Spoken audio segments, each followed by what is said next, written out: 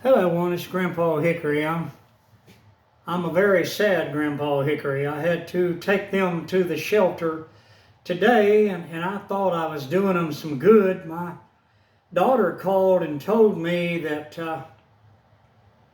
they put them down, and I delivered those cats there. The lady behind the thing was real smart aleck and everything. She stepped back to the back, and a Mexican man came in through the door and said, "Sir." I said, "Yeah."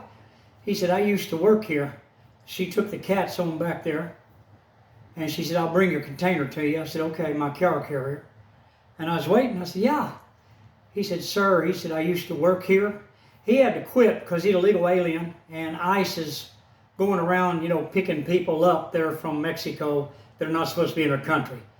But he gave me his phone number, and he told me, "Listen, there's a woman that adopts cats and finds homes for them." I said, "Well, I wish you had told me. I wish you had told me." And that woman came back out and gave him a carrier. I said, "Ma'am, are y'all going to kill those cats?" She says, "Well, if we can't find anyone that wants them, we will." And she went on back in the back. And I picked my cat carrier up, and my heart fell down in my shoes. And I had to walk to my car and get my car, and Jesse came out there and gave me his phone number. He said, "Call me, but listen, I'm taking the food up. I'm not going through this anymore." You know how many cats I've taken to cat shelters? And I thought I was helping them. Just like I told little Muffin today and little Firefly, I said, "I'm praying that y'all get a good home, a good forever home. I would keep you if the Lord had made a way where I could get a farm in the country, a little hobby farm.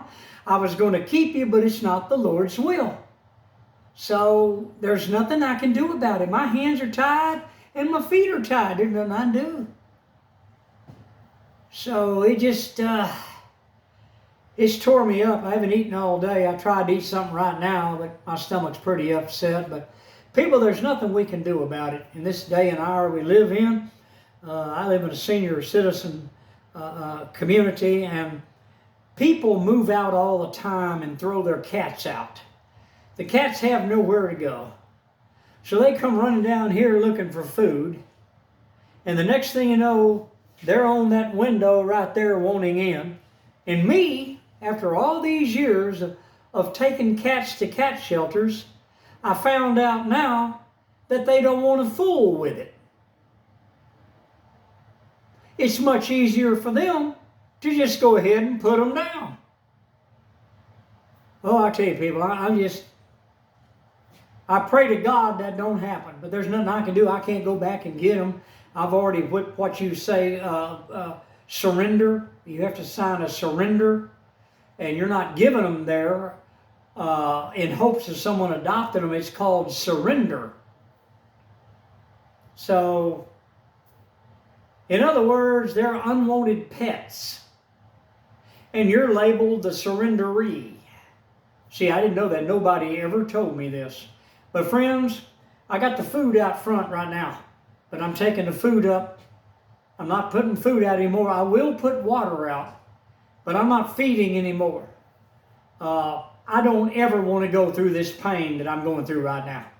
If you've ever had animals put down before, and you were there with them, looking at them and them looking at you when they died, then you'll know the way I feel. But there's nothing I can do about it. I cannot reverse it. If I go back and pick them up, I have to have somewhere to take them.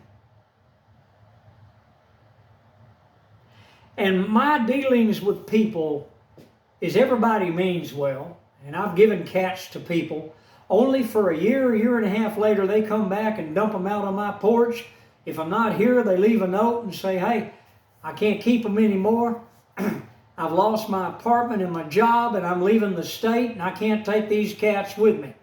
So here I am. I can't tell you the number of times that I've given cats to people only for the cats to come right back to me again.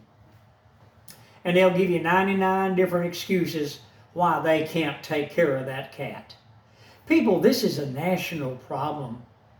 Feral cats and abandoned cats They number into the tens of millions across the United States of America. And you can imagine all around the world. Now in Vietnam, they eat them. And in Mexico, they eat them. They call them gato in Mexico. And they eat them. They make tacos out of them and sell them to gringos when they come into Mexico wanting real authentic Mexican food. So they sell them dogs, perro, what they call perro, and gatos, which is cats.